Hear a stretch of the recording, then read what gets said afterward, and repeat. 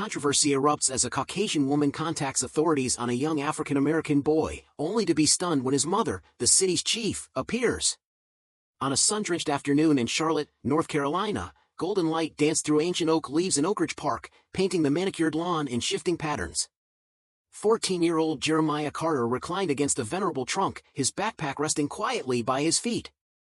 His mother, Angela Carter, the city's esteemed leader, had promised to collect him as soon as her meeting at City Hall wrapped up. For that fleeting moment, the park became his sanctuary, a rare haven of calm amid a week of relentless bustle. Jeremiah closed his eyes and allowed the gentle breeze to caress him, accompanied by distant laughter from playing children and the tantalizing sizzle of a barbecue carried on the wind. Here, everything felt safe, a quiet promise of home. But that tranquil reverie shattered when he reopened his eyes and noticed a woman seated on a nearby bench. A middle-aged figure with her blonde hair pulled into a tight ponytail and a cardigan draped over her shoulders, she fixed him with a gaze that was anything but benign. Her expression radiated not mere curiosity, but a sharp suspicion. Under the pressure of that piercing look, Jeremiah's chest constricted as if gripped by invisible hands. He shifted uncomfortably, trying in vain to lose himself in his phone screen, but the confrontation was inevitable. With deliberate steps, the woman rose, her heels clacking authoritatively on the pavement, and advanced. "Excuse me," she barked in a tone as cold as winter, "what are you doing here?" Jeremiah straightened, his heart beginning to pound. "I'm just waiting for my mom, ma'am, she'll be here any minute," he replied. The woman, later identified as Karen Douglas, folded her arms tightly. "This park is meant for families. You've been lingering here far too long. You don't seem like someone who's truly waiting." Confusion and frustration flashed in Jeremiah's eyes. "I'm not causing any trouble, I'm simply waiting," he insisted. Yet Karen's mind was made up. Without pausing, her hand swept toward her purse and, in seconds, her phone was at the ready. "I'm sorry, but I don't buy it. I'm calling the police," she declared. "Wait, ma'am, please," Jeremiah pleaded, his palms raised in supplication. "There's no need for that, my mom will be here any minute." But Karen's fingers had already begun tapping out a call. "Yes, officer, I'm at Oak Ridge Park. There's a suspicious young man, African-American, loitering, and I don't feel safe," she reported, each word steeped in prejudice. Jeremiah stood frozen, his breath coming in shallow bursts as he remained rooted to the spot. The crisp, unwavering tone of Karen's voice relayed every detail to the dispatcher, each syllable adding to the suffocating pressure in his chest. Around him, the park carried on as if untouched by the unfolding drama. Joggers trotted by, children laughed and played, families shared picnics, yet for Jeremiah, the universe had narrowed to this singular confrontation and the impending flash of red and blue lights. Moments stretched into what felt like an eternity until the mournful wail of police sirens shattered the afternoon calm. Two cruisers rolled to a stop at the park's edge, their flashing lights dancing among the trees. The vehicle's doors swung open, and two officers emerged. The taller one, Sergeant Mitchell, sunglasses perched on his nose, strode forward with measured authority, while Officer Tate trailed closely behind. "What's the situation here?" Sergeant Mitchell asked, his tone firm yet devoid of aggression. Before Jeremiah could muster a response, Karen interjected, "This young man has lingered here far too long. I demanded he leave, yet he refused. I worry for the safety of the families present." Jeremiah's throat went dry. "I haven't done anything wrong, I'm just waiting for my mom," he stammered, adding in a rushed whisper, "She's the mayor." The officers exchanged a look. "Do you have any identification on you, son?" Officer Tate asked, his hand resting near his belt. "No, sir, I'm only 14. I don't have a license," Jeremiah replied softly. The questioning intensified rapidly, Jeremiah's voice faltered under the barrage, and fear churned in his mind. He had seen the videos, heard the stories, he knew all too well how swiftly situations like this could spiral out of control. Nearby, a modest cluster of onlookers had gathered. Some exchanged hushed whispers, while others recorded the incident on their phones, yet no one stepped forward to intervene. Just when the tension seemed poised to snap like a brittle twig, a low rumble announced the arrival of another vehicle. A sleek, black SUV glided into the park, its brakes squealing slightly as it halted near the cruisers. The door swung open, revealing Angela Carter, the mayor herself. Tall, Poised, and radiating authority, her piercing eyes swept over the scene, first locking onto her son, then taking in the officers, and finally the woman who had instigated it all. "What is happening here?" Angela's voice, low and controlled, resonated with unyielding authority. Sergeant Mitchell cleared his throat, his earlier confidence fading under her intense gaze. "Ma'am, we received a report about a suspicious individual," he began. Angela interrupted sharply, "You mean my son, the boy you're questioning simply for waiting in a park?" At her words, Karen's face blanched as the gravity of her actions crashed down upon her. Angela turned her unwavering gaze to the woman. "You summoned the police on my son because you assumed he didn't belong here, solely because he's black, and allowed your fear and ignorance to turn an innocent child into a threat in your eyes." Overwhelmed, Karen opened her mouth to protest, but no words emerged. Then Angela faced the officers again. "And you arrived here ready to assume the worst, to brand him guilty before he had even uttered a word." The atmosphere was thick with silence as she placed a protective hand on Jeremiah's shoulder. "Are you all right, sweetheart?" she murmured. Though his voice trembled, Jeremiah managed a timid, "I am now." Turning to the growing crowd, Angela's voice rang out, clear and resolute. "This matter isn't just about my son, it concerns every child made to feel unwelcome, every instance where suspicion overshadows humanity. It ends now. It ends here, with all of us united." Gently, she escorted Jeremiah back to the SUV, her hand never leaving his shoulder, as murmurs, like distant thunder, filled the air and the police lights faded into the backdrop. As they drove away, Jeremiah's eyes remained fixed on the passing scenery. "Mom, do you really think things will change?" he whispered. Angela tightened her grip on the steering wheel, her voice steady and full of conviction. "They have to, Jeremiah, they must change." The ride home was cloaked in reflective silence. City lights blurred past, mirroring Jeremiah's troubled reflection in the window.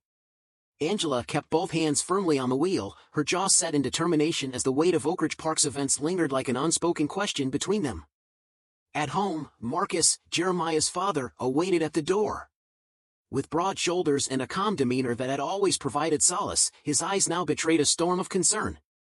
Without a word, he pulled Jeremiah into a tight embrace, holding him for a long, silent moment before softly asking, "Are you all right, son?" Jeremiah managed a nod, though the weariness in his eyes spoke of more than mere fatigue. "I'm fine, Dad. I'm just tired." Angela placed her purse on the kitchen counter and exhaled deeply, leaning against it. "We'll talk more about it tomorrow. For now, get some rest."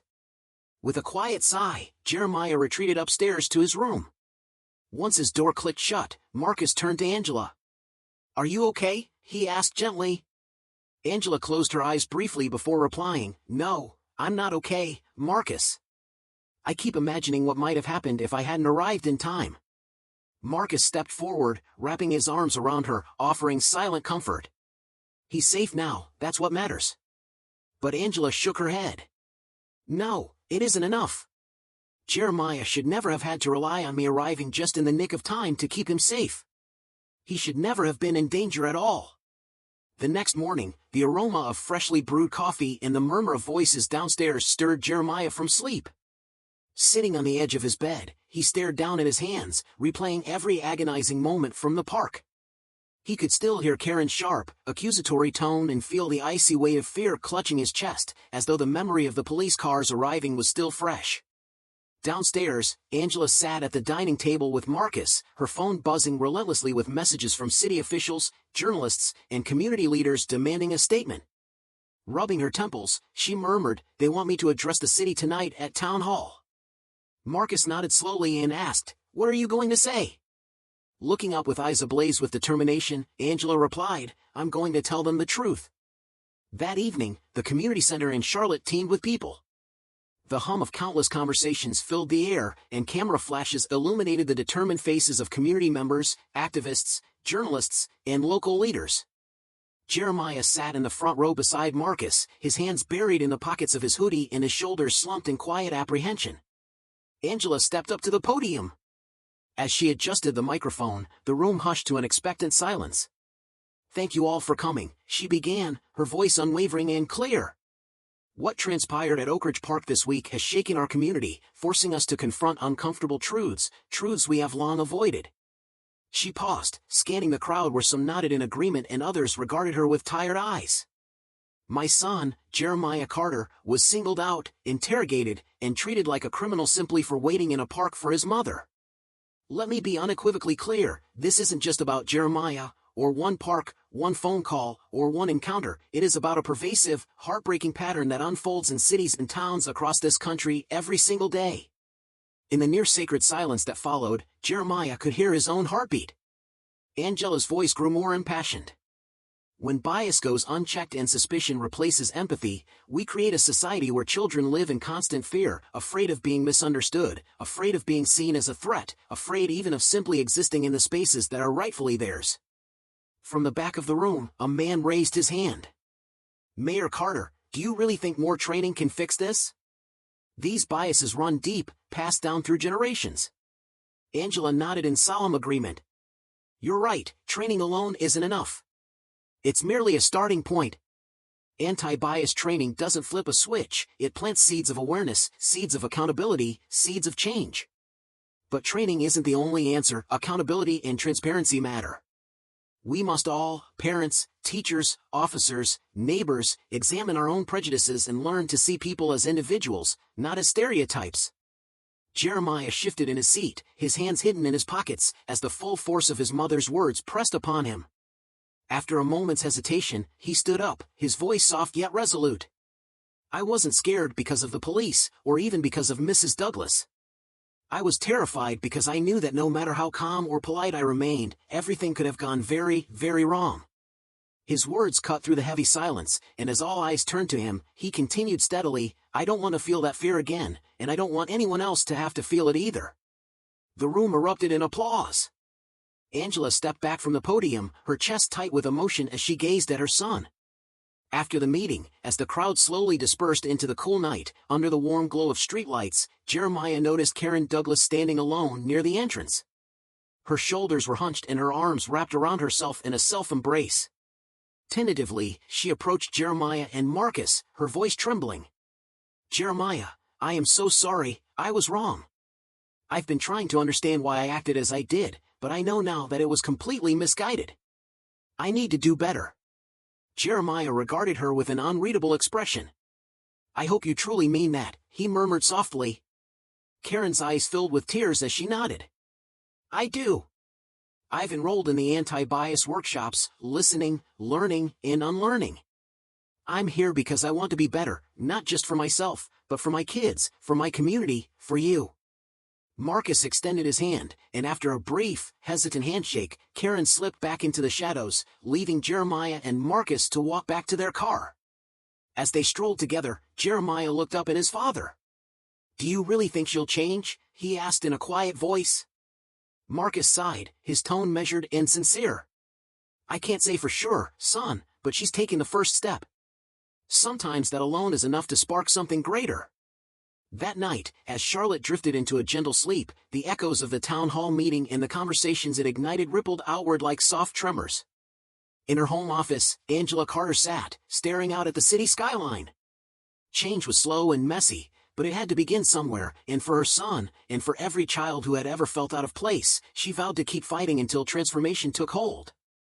Later, the house lay in a profound silence. Jeremiah lay awake in his bed, staring at the ceiling as he replayed the town hall meeting in his mind.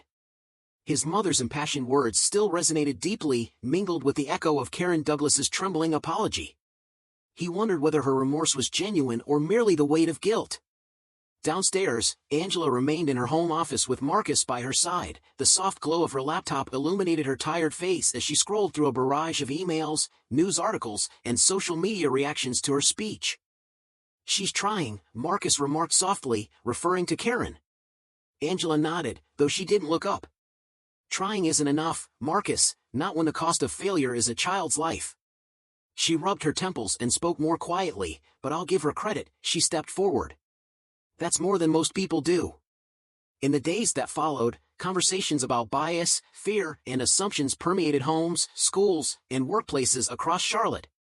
Jeremiah noticed the shifts at school too. Some classmates offered sympathetic glances, while others stared with curious eyes. In hushed tones near the lockers, one boy tentatively asked, Hey Jeremiah, what happened? That was awful. Jeremiah managed a small, rueful smile and replied, "Thanks, I'm okay." Yet not all interactions were kind. Whispers trailed behind him, calling him an attention seeker or accusing him of staging a political stunt, their words clinging to him like burrs on his sleeves. At home, Angela was indefatigable. Her days filled with meetings with community leaders, press interviews, and lengthy discussions with the police department bore fruit. Anti-bias training was being rolled out across city services, with officers encouraged to connect with the community not only in crises but during moments of calm at parks, schools, and local events. Small changes, yes, but changes nonetheless. One Saturday morning, Angela gently roused Jeremiah from sleep. "Get dressed, we're going back to Oak Ridge Park," she murmured. Jeremiah hesitated, his voice trembling, "But I don't want to go back there." Angela sat beside him and said softly, "We can't let fear rob you of this place. The park belongs to you just as much as it does to anyone else, and today we're going to reclaim it." Reluctantly, Jeremiah dressed and followed his mother to the car. Arriving at the familiar parking lot, his stomach tightened at the sight of the old oak tree standing resolute, its branches swaying gently in the morning breeze. But the park was transformed, it bustled with life. Volunteers in bright t-shirts gathered trash, children painted vibrant murals on brick walls, and police officers mingled effortlessly among laughing families. Jeremiah's eyes widened when he spotted Karen Douglas near one of the picnic tables. Clad in jeans and a volunteer shirt, her hair pulled back in a ponytail and clutching a clipboard, she was busy directing a team of helpers. "She's here," Jeremiah whispered softly. Angela nodded. "Yes, she's trying." Sensing their approach, Karen lowered her clipboard, her face, pale and tentative, broke into a fragile smile as she greeted them. "Mayor Carter, Jeremiah," she said in a voice so soft it almost trembled, "I'm glad you're here." For a long moment, Jeremiah simply observed her. She appeared diminished, less certain of herself than before. Finally, he asked, "Are you really trying, or is this just to ease your conscience?" Karen winced slightly but then nodded. "I deserve that question. Yes, I'm trying. I've been attending the workshops your mother initiated. I'm listening, learning, and unlearning. I'm here because I want to be better, not just for myself but for my children, my community, and for you." Angela gently rested her hand on Jeremiah's shoulder, allowing him a moment to process. After a brief pause, Jeremiah murmured, "Okay." Karen's shoulders slumped in relief. "Thank you." For a silent heartbeat, the three of them stood together before Angela broke the stillness. "Come on, let's help out." The day passed in a blur of vibrant paint, infectious laughter, and earnest conversation. Jeremiah joined a group of kids in painting a mural on a brick wall, bright, bold colors melding into scenes of children playing under a radiant sun, with the hopeful inscription "Every child belongs here" emerging beneath it. Nearby, Angela conferred with Sergeant Mitchell, who, in this relaxed setting, appeared more approachable and open. They discussed how to nurture trust between the police and the community, acutely aware of its fragility and how easily it could shatter. As the sun began to dip below the horizon, painting the sky with hues of amber and gold, Karen approached Jeremiah one last time. "I know one day of volunteering won't erase what happened, and I can't fix everything overnight, but I promise, I will keep showing up." Jeremiah regarded her, and this time his smile was genuine. It was as if, in that small act of contrition, hope had been rekindled. Sometimes, that is all anyone can do. From a distance, Angela watched the scene with a heart full of emotion. The mural, the busy volunteers, and the rich dialogue all whispered of hope, fragile, imperfect, yet enduring. As she and Jeremiah walked back to the car, he looked up and softly asked, "Mom, do you really think things will change?" Angela wrapped an arm around his shoulder, pulling him close, and replied, "Change is never straightforward, Jeremiah. It's slow, messy, and hard. But I believe it can happen, and it all starts with moments like today." They drove home beneath a sky streaked with pinks and oranges. Oak Ridge Park, once a stage for pain, now stood as a symbol of possibility, a place where healing had begun, where conversations were ignited, and where even the smallest change could take root. It was not the end of the story but merely the beginning of a new chapter.